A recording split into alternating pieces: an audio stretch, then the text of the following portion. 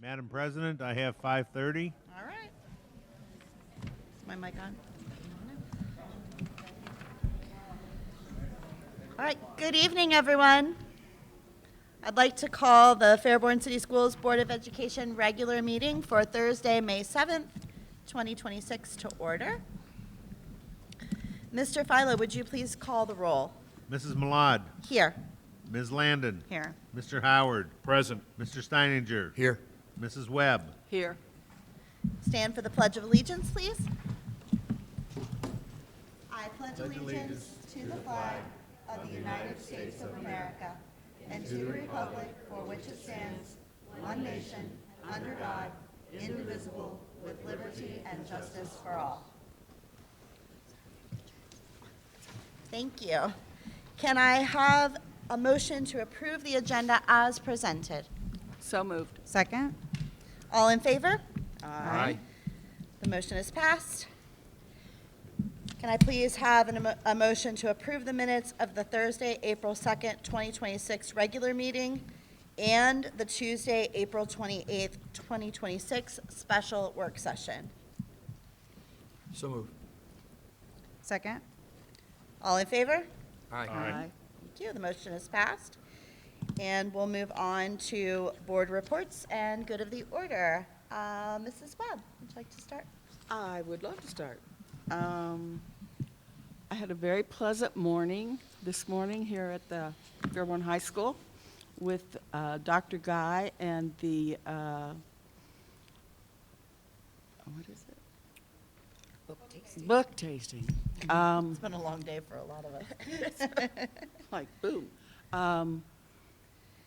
The kids were really great. We were here for fourth and fifth period, and the kids were phenomenal, picking their books and checking them out and asking questions. So it was really, really nice to see. So thanks to Dr. Guy and Mrs. Walsh, and that's all I have. Thank you. Mr. Steininger. It was a good pleasure today to go around and pass out our apples for our teacher appreciation, I think staff appreciation. We got to see many of the people and thank them for their service. So, again, we really do, as a board, appreciate their efforts that they put in every year. Thank you. Mr. Howard. As Tim just said, we got an opportunity to go to each one of the schools today. Unfortunately, I missed the high school opportunity, but we have a lot of amazing staff and teachers, and it was great to get the opportunity to look them in the face and tell them thank you and shake their hand and just let them know that we are supporting them. It was a lot of fun to get out in the school and an honor to get to meet all those folks. So it was a good day. Okay. Landon. Yep, thank you.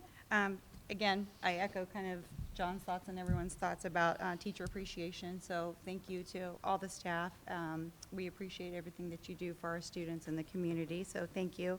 Also want to shout out to our girls softball team for, I think they won the NBL softball title, division title. So congrats to those ladies. I think they're at 13-1 for right now. I think that's correct. And also a shout out to our girls middle school softball. They're killing it this year. I've been to quite a few games. I think I've been to at least 3 or 4 games I hit them all at the same time.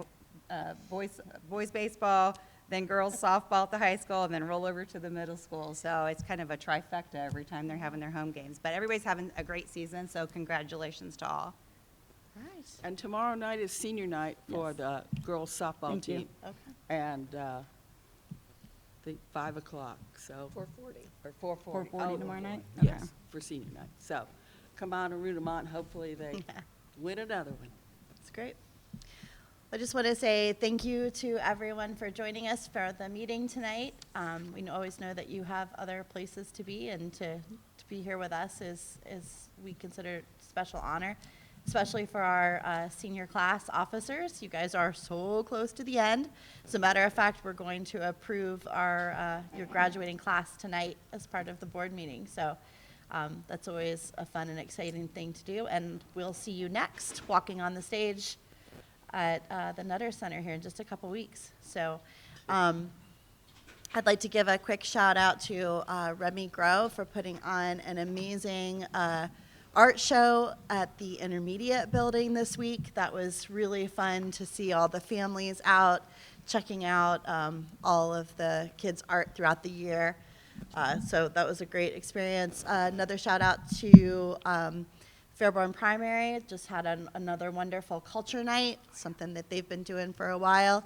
And if you cannot be bored in Fairborn for the next 2 weeks between all of the softball, baseball, music. There is a music performance, I think, every night for the next couple weeks. yes. So we had Band Spectacular last night and again tonight, and strings coming up next week. So all sorts of good things going on. So no reason to be bored.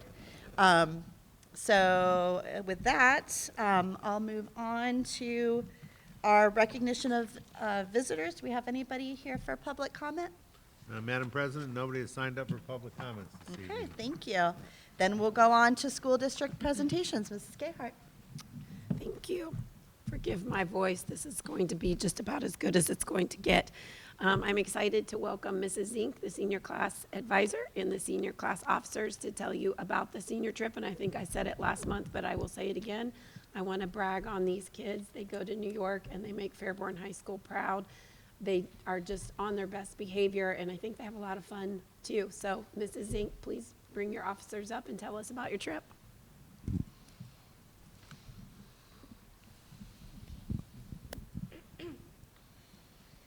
Thank you, members of the Board of Education. We are here again representing the class of 2026. My name is Brinley Ball, and I am the senior class president. With me tonight are my class officers, Vice President Madison Becker, Secretary Chelsea McKenzie, Treasurer Rain Stepp, Assistant Treasurer Claire Campbell, and Historian Abigail Gumbert. We have come tonight to thank you for allowing us to take our senior trip to New York City and to give you an idea of what we experienced. We started this school year with our annual chocolate sale. The fundraiser is set up so that individuals offset the cost of their own trip by selling candy. In the end, we sold over $55,000 in chocolate. After our 4 a.m. breakfast at the Clinton Station Diner, we started our NYC adventure by visiting the World Trade Center Memorial. After, we rode the ferry to the Statue of Liberty, and from there, we broke up into our smaller groups we call families. Each family was able to design their own travel plan to visit sites of interest to each member. Some places visited were the Rockefeller Center, Chinatown, Little Italy, the Chelsea Market, and various parks.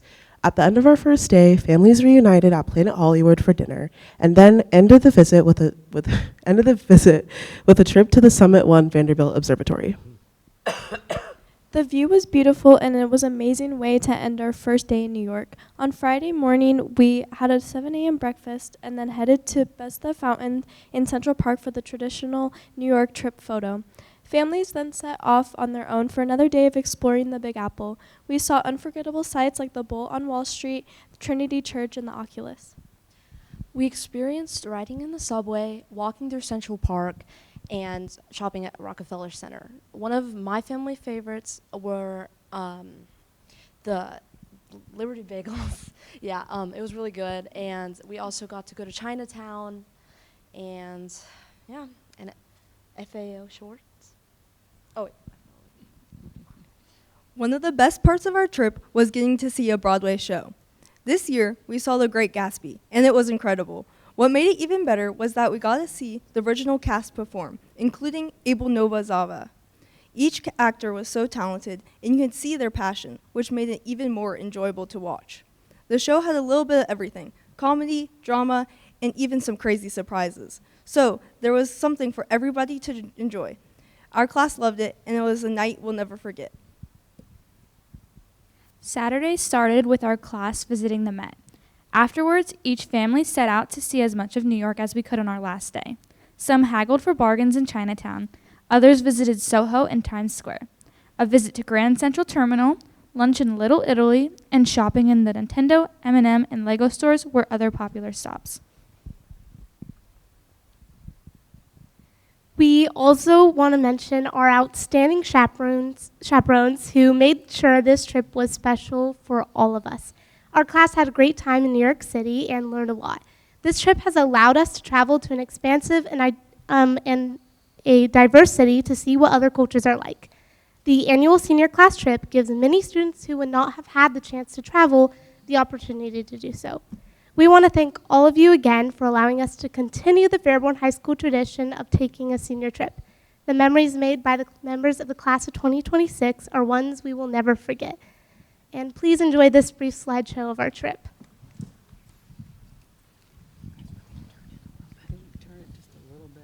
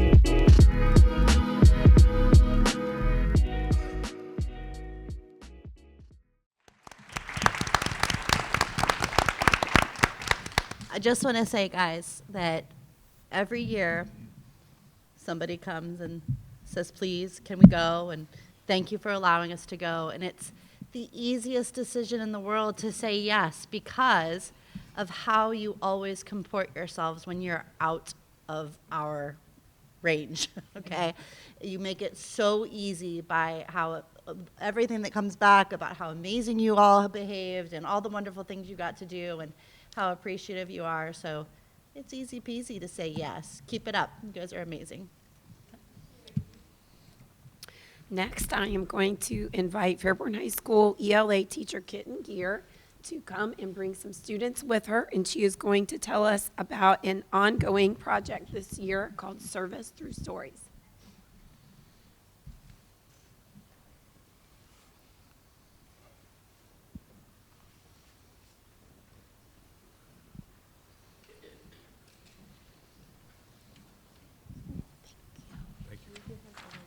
Thank you. Thank you. She's like, you took my job. My name is Charlie, and I'm with Ava and Brooklyn, and we're here to talk about Service Through Stories, which is a group where we read to the primary school children every other Thursday to encourage good reading habits and positive friendships between older kids and younger students, and just to give back to our community.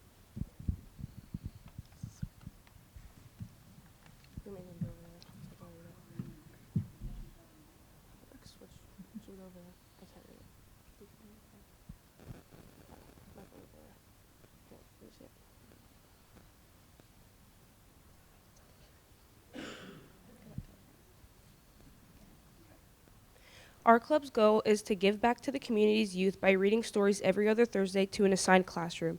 As a group, we encourage these kids to enjoy reading rather than it being something they dislike. Reading helps us grow, learn, and explore new worlds. Just 20 minutes of reading a day exposes you to 1.8 million words a year. Finding books you love. We read a new book to the kids each week, which expands their vocabulary and exposes them to a variety of themes and genres. Creating a routine. Attending reading at the primary school every other Thursday shows the kids what it means to be reliable and show up for your community. Things we've done to encourage reading. For Dr. Seuss's birthday, we dressed up as Cat in the Hat and Thing 1 and read Dr. Seuss books to the kids. As a club, we have given the classrooms we read to donated books to keep and read over the summer.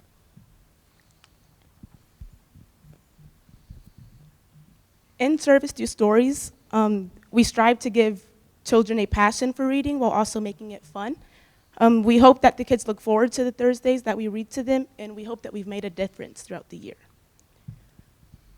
Even in the short time that we've had with the students, we hope that we've increased their general knowledge. We hope that their comprehension and literacy skills have strengthened. And most of all, we hope that we've established memorable relationships between us and the primary students. Thank you for listening to our short presentation. I hope you all enjoy the rest of your evening. Thank you. Thank you.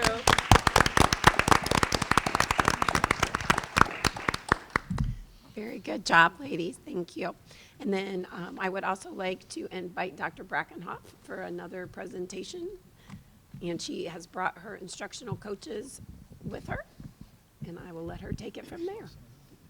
Several years ago, when we did our new literacy adoption, we brought in instructional coaches for literacy.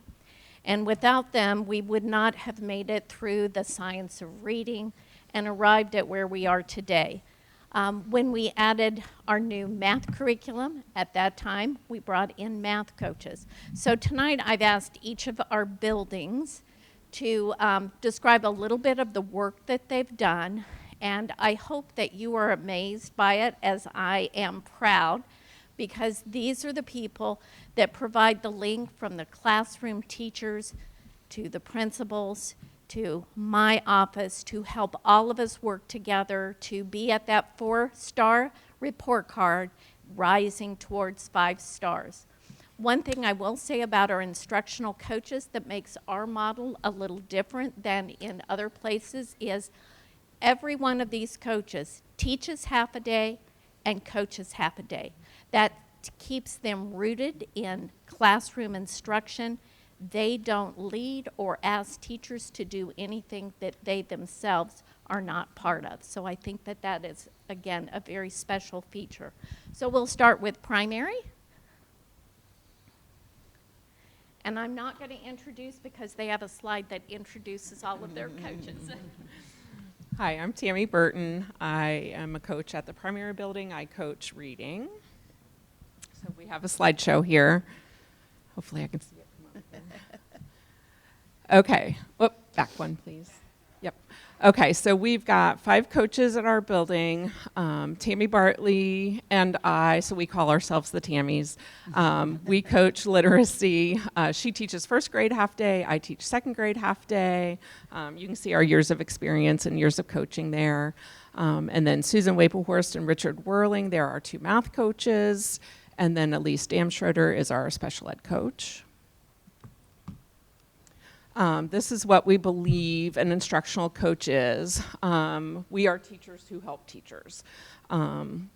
We help them recognize what they know and what they can do. We help them strengthen their ability for effective instruction, and we work on increasing student achievement, and we want to build their knowledge and capacity. And this is, we wear many, many hats. So these are some of the hats we wear. We assist with that Tier 1 instruction, so that core teaching for everybody. We, on our TBT days, we facilitate those solution teams. We work a lot with data, analyzing data, helping teachers plan next steps. We assist with small groups, so helping them make small groups, helping them know what to do with the small groups. We can help with lesson planning and scheduling. We provide professional development, small group, whole building. We also help teachers with classroom management, and then we plan and run data meetings after we do diagnostic testing. So this is some growth we've seen over time. So our main testing, which is our state testing, is the iReady diagnostic. So you can see that we've got 4 years of data there, and you can see math's on top, reading's on the bottom, and the growth that each year of the average. And then we want kids to meet their typical growth so that you can see the percentages coming up there. And stretch growth is that ambitious goal to help kids close the gap who have those academic needs. So you can see each year we're growing those kids. And this is just a quote about how the best way to grow is with your colleagues and just sharing knowledge between each other. Thank you. Thank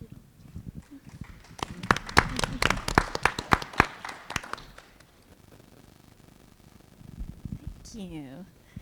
Okay.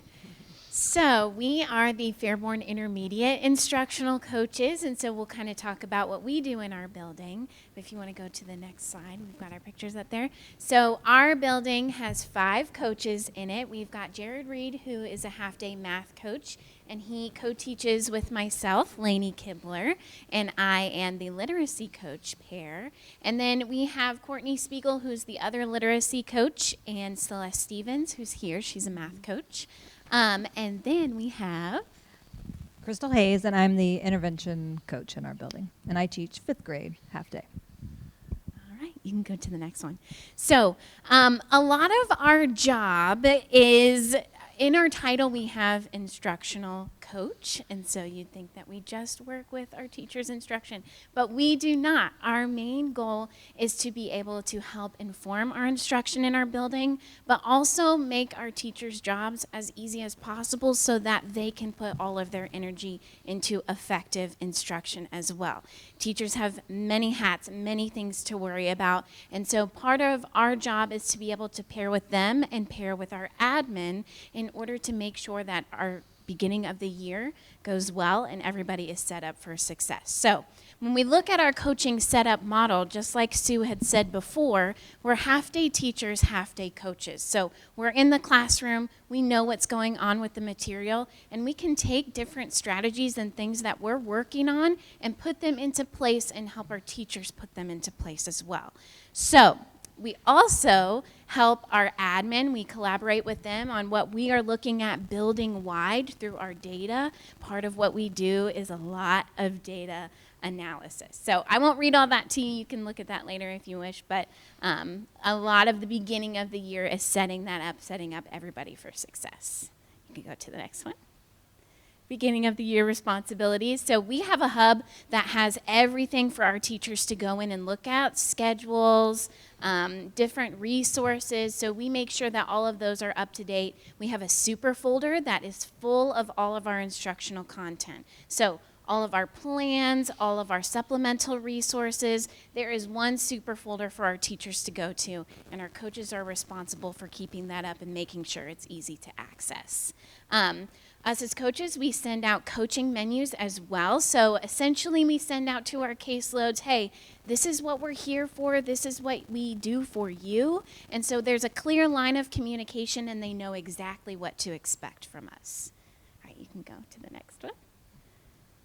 Okay, so ELA. This year was a little bit different because we have adopted a brand new curriculum, which for us as ELA coaches, we had the opportunity to pilot this program last year so that we were able to know exactly what this was going to look like and some different things that we needed in order for our teachers to put this into practice as well.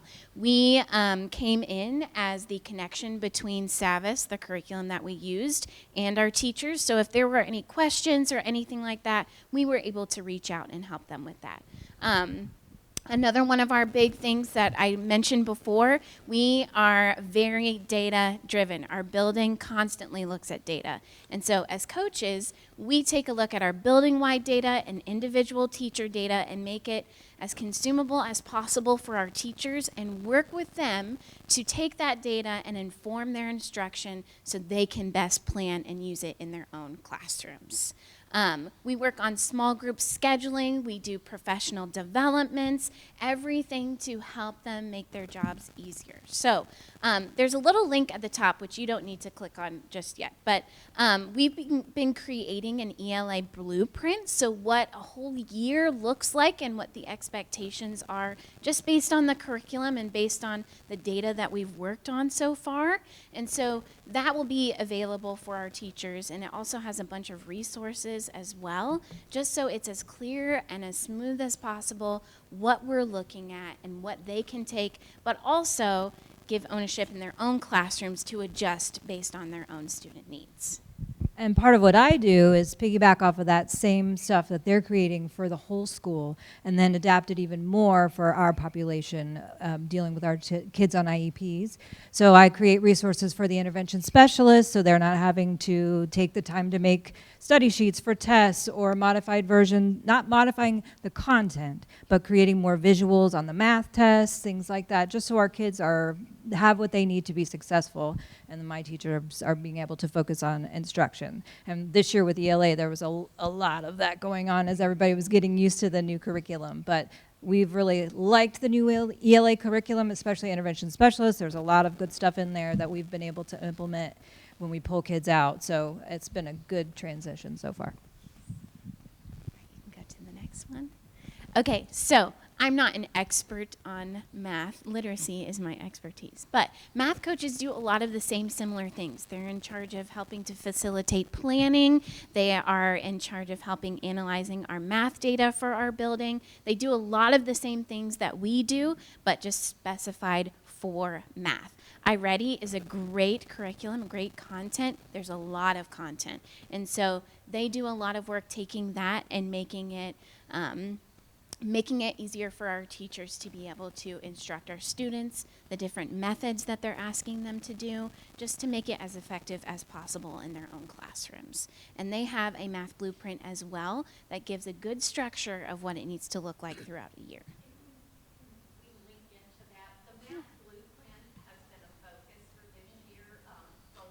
You want to click the...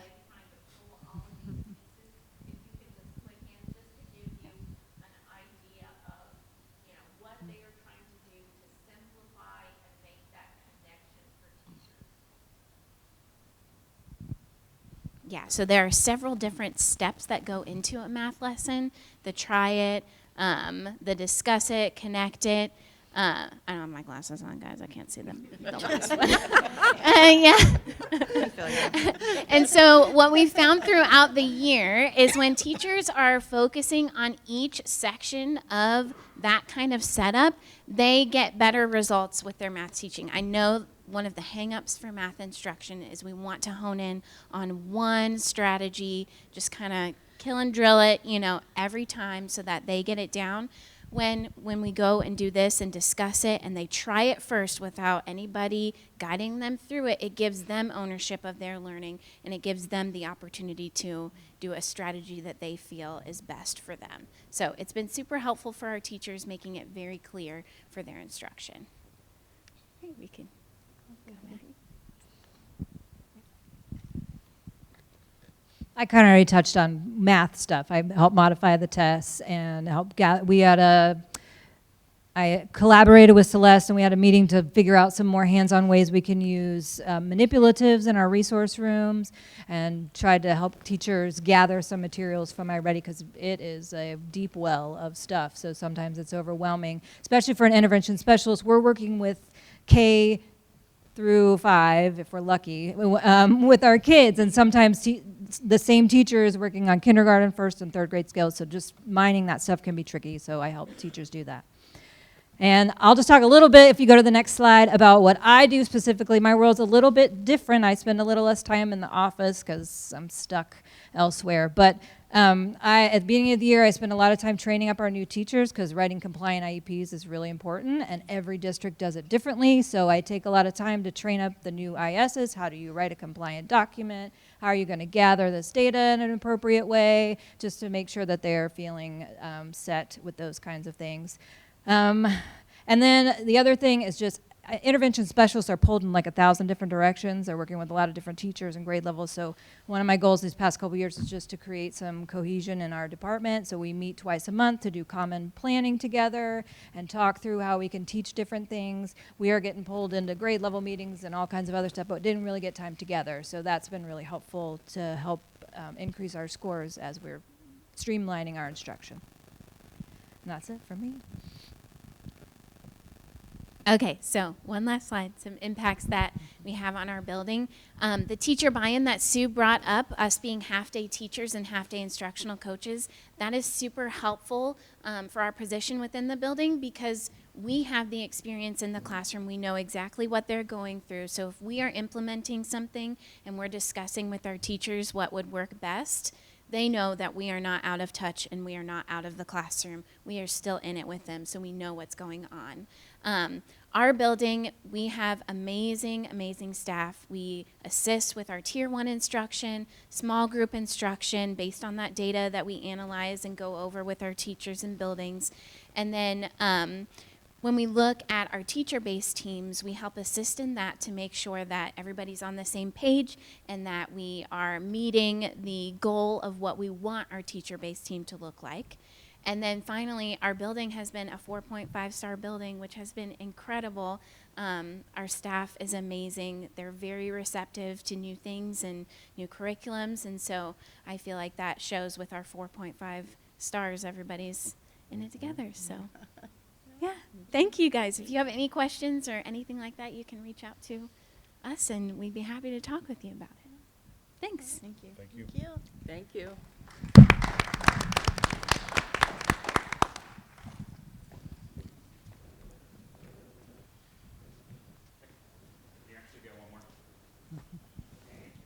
So I'm Taylor Davis, I'm Amy Curl. and we're two of the literacy coaches at FMS. We've both been for a number of years. We have Kevin Taylor, who is in our coaching our math, and on the left, in a nice pink streak, is Kyle Byram, and he's our special education coach as well.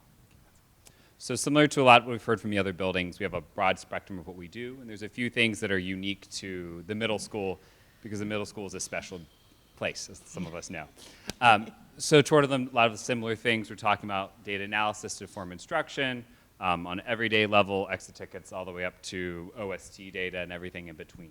Taking that information and using it to change our instruction. So this year we had to focus on vocabulary. So how is that going to look? Here's specific strategies, things that we're going to do to help us in those cases. Curriculum professional development. See down in the corner, that's just 5 of our different curriculums that we're supporting as we go through. From our Already My Path, that's specific to a student, all the way through Study Sync, our primary ELA curriculum, Spire, which is focused on our lower students, basic foundational literacy, Language Live, that's using specifically students on reading improvement plans. We have a broad spectrum of curriculum that we're supporting. We're supporting CC students all the way up through our accelerated students who are taking ELA 9 this year. So the coaches help build that support there as the teachers need, build curriculum, build out from there. One of the main ways we do that is through our weekly planning. So 6th grade, 7th grade, 8th grade, we meet together every week. And we make our plans together, where we want to go, pacing guides, specifics.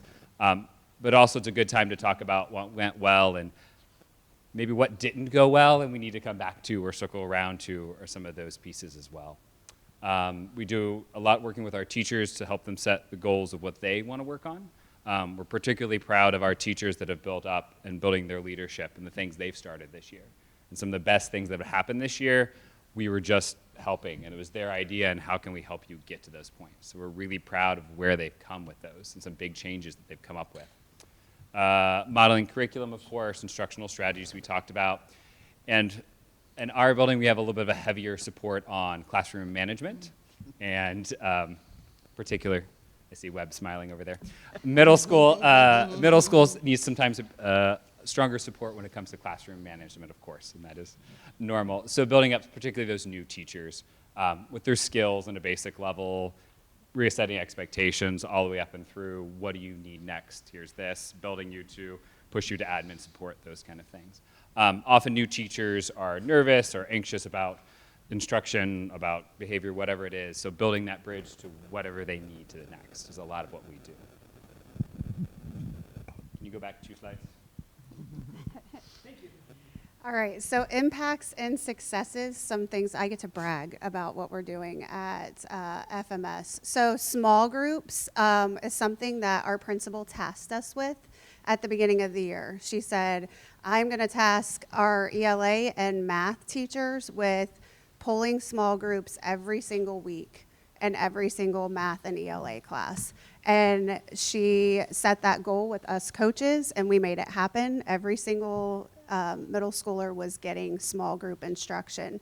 So that was big. And we definitely had to coach up the teachers on what that looked like. So 6th grade ELA has been doing small groups forever. So we were like, come in, watch us. Because not only when you're doing a small group with a small group of kids, you have to figure out what are you doing with everybody else in the class so that havoc doesn't arise. So as coaches, that's a way that we definitely went in and supported the teachers. And it looked different in every single class. I mean, one period we might be us pulling a small group, and then we could be inside the classroom or outside of the classroom pulling that small group. We could be doing, behavior management type things, or we could be parallel even coaching and teaching during that time. So this was a good thing that our principal did for our building. And then she even made it even bigger and said, okay, I want everybody in the building pulling their low kids in every single class. So we started out kind of as if we can do it, you can do it, come talk to us. We'll show you, this can happen. So I think that's going to be a big impact on our building. Teacher collaboration, this is something that I've been passionate about because getting teachers to sit and talk and plan makes life so much easier. Why not sit together and come up with plans, put our heads together and get it done? And then you don't have to be doing lesson plans over the weekend and all of that. So so we do weekly planning meetings. So in ELA and math, they sit down and plan weekly. If you want to hit impact and successes, Reagan, I'll show you an example. We're working on our pacing guide, and this is what 6th grade ELA is doing right now. When we have TBT time or we have our time during team planning, this is kind of our document that guides our instruction. So Kim Watkins from the ESC, Greene County ESC, we were talking with her and we're like, we love our working document for a pacing guide, but we don't love that we have to scroll, and it's like 15 pages. So she was like, I have a format for you. Try this. And so we made it our own, and this is a document for next year. So this is our plans for next year. So this is something that we're proud of. The teachers have kind of just jumped on board, and they're the ones that have taken off with this. I'm there to say, hey, should we add this? Should we do this? But they have made this, their baby, and they're proud of it. So each week you can see by different color, like, this is the story we're reading in that red, and these are the weeks that we're teaching that. So this, I think, is going to be very impactful on our instruction and just a working document that we can use. And it's not, we're just putting our pacing guide in for compliance. This is what, our expectation is. So, and if you want to go back to the next slide. The last thing I wanted to talk about was behavior management. That has been big. Middle school's hard. It's hard for the kids. They are sitting in classes for long, periods of time, and for the teachers. So getting in there and supporting our teachers with behavior management has been something that has been a big focus for us because they can't teach if they don't have the tools in their toolbox. So that's our job, to get in there and teach them the tools that they can use just so that they're successful in their classroom. So we're proud of FMS and ready for next year. Awesome. Thank you.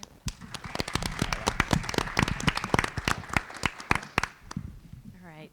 As you can see, they've done an amazing amount of work. So when I came into this position, we started with pacing guides, and those served a purpose one point in time, and it does document what is being taught and the time frame. But this is elevating it up to the next step. I envisioned the concept of blueprint, and all I had to do was ask, and then they have created all of these amazing things. But if we back up, before we had coaches, we had one coach. We had Melissa Williams, our data coach. And Melissa has provided the support to help when they were teachers to learn to use data effectively. Now she works with the bigger picture and the district data, because we have these coaches that are doing building level data. So by diversifying all of our talents and our time, I think, again, we will continue to see growth academically with our students, and I could not be prouder of all of our coaches and the work that they've done to not only support students in their academic journey, but also support their building administrators in instructional leadership. So thank you.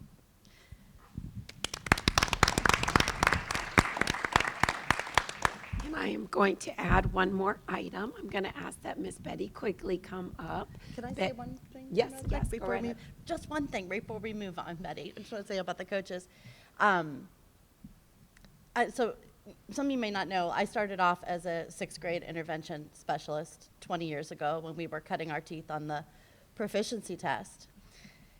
And when Sue came to the board ages and ages ago and said, I'd like to do this data coach, instructional coach plan, I could have cried, because I would have killed for that had that been offered in my district. And that's like 20 years ago now. And I just want to say how proud I am of all of you. We couldn't be where we are without you guys representing and being the very best of what we really have to offer. You step up for your peers, you step up for your kids, and you've made all of these stars and the good things about Fairborn what it is. So thank you. And now Betty Quigley. Okay. Betty is with the Fairborn Moose, and she reached out to me a couple of weeks ago. Under Betty's guidance, the Moose made a donation of toothbrushes to Fairborn City Schools. Betty has been volunteering in Fairborn City Schools, I'm going to guess now, over 20 years in different capacities. Yeah. I first knew that she was volunteering with bowling. Is that correct? You helped the bowling teams? Yes. And then she served on After Prom. Currently works, I believe, in the with Briston Wells in the the homeless liaison. I've been doing that for office 3 with years the, now. with the Hawks Pantry, but does a lot of good work with the Fairborn Moose as well. So Betty, I would invite you to tell us about this project and what you were able to donate to the schools. So I was confronted by another co-worker at the Moose that is actually from the Sydney Moose. And there's a gentleman and his wife that had invented these toothbrushes. They put a patent on them. In the end of the toothbrush is floss, dental floss. So they were getting ready to just disband the whole thing because the gentleman has cancer and he's dying. So they wanted to donate them to somebody, or they were just going to throw them away. And they had boxes and boxes of toothbrushes. So the gentleman at City Moose contacted me, and he said, well, you work with the Fairborn City Schools with doing stuff. Do you think you can use these? I said, sure, bring them down. So I donated 5 boxes to Fish Pantry. I donated 5 boxes to the Hog Pantry, and then each school got anywhere from 4 to 5 boxes. In each box, there was 144 toothbrushes. Oh my goodness. In each box. We also donated some to one of my coworkers at our Moose. I am also the senior regent for the Women of the Moose, and I'm also the chaplain for the lodge. So I donated some boxes to one of our coworkers because her great-granddaughters go to Tecumseh Elementary. And so she got 2 boxes to take over there. So we've just kind of spread the love with Fairborn City Schools with all these toothbrushes. I don't think we're going to run out at the Hawk Pantry for a while. I haven't even gotten That's a through good one box. problem to have. Yes, that's Yeah. So I was just honored that they contacted me so that we could give these to the students. And so my husband and I just delivered them. So we was honored to do that. Thank you. Thank you. Betty, we Awesome. appreciate everything that you've done for Thank our you. district. Thank you so much. I enjoy doing what I do for Fairborn City Schools. Pam and I have been doing a lot together. My son went to school here, but I didn't have a relationship with my son. And so it makes me feel a part of the kids. And so I just enjoy doing what I do for Fairborn City Schools. Thank you. Excellent, thank you. So all these kids are my kids, even though I don't know any of them now. Except my granddaughter. She does go here, so. Wonderful. So thank you guys very much. Thank Thank you. you. Can we get a picture? Sure. Can we get a picture with Betty and with the coaches? Oh, yeah. before they yeah, go? sure. Is that okay? Before we let them go. We'd love a photo op. Coaches have to stay.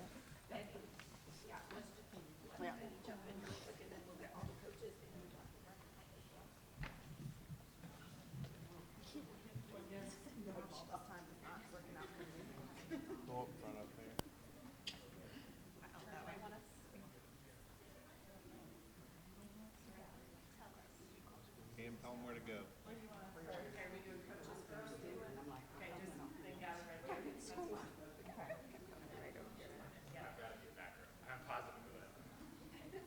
Are we doing the coaches first? Okay, hang on. And Lisa started it. Yeah.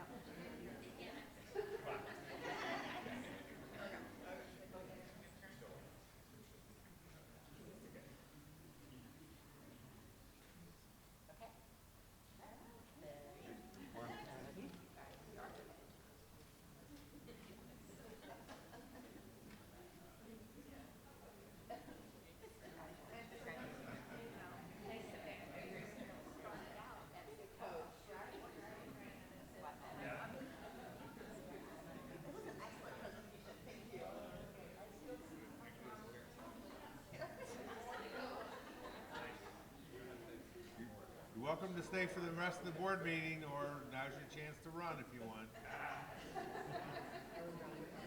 All right, picture with Betty, board members, Amy.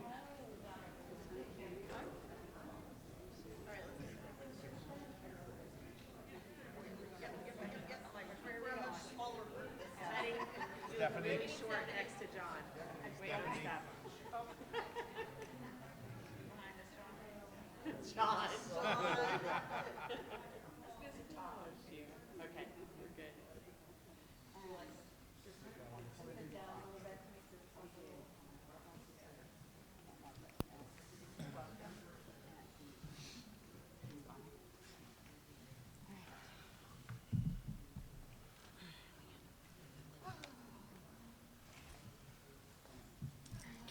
Okay, moving on to budget and finance. Can I have a motion to approve receipt of the attached monthly financial report for March 2026? So moved. Second? Please call the roll, Mr. Philo. Mrs. Webb. Yes. Ms. Landon. Yes. Mr. Howard. Yes? Mr. Steininger. Yay. Mrs. Malad. Yes. Motion is passed. Administrative reports and superintendent recommendations goes through to page 13 and does include the graduating class of Fairborn High School for 2026. Yes, it does. It's so cool. Can I please have a motion? So moved. Second. Any need for discussion here, Mr. Philo? Not that I know of, unless Okay. any board members have. I don't believe we do. No. Please call the roll. Ms. Landon. Yes. Mr. Steininger. Yay. Mr. Howard. Yes? Mrs. Webb. Yes. Mrs. Malad. Yes. Board will now enter into a short work session followed by an executive session. We'll do gifts and donations real quick, Mr. Oh, Philo. sorry. Okay. All right, Ms. Landon? Fairborn City Schools Board of Education would like to gratefully acknowledge the following gifts and donations. Joe Flatter, Flatter Insurance Agency, $100 for the Fairborn High School boys track. Neil and Judy Robinson, $250 for the committee for after prom, and the YMCA for hygiene products for our students. Thank you. Our Fairborn City Schools Board of Education, we do thank you, and the community thanks you for your gifts and donations. Thank you. Okay, now we'll do work session. I only have one item.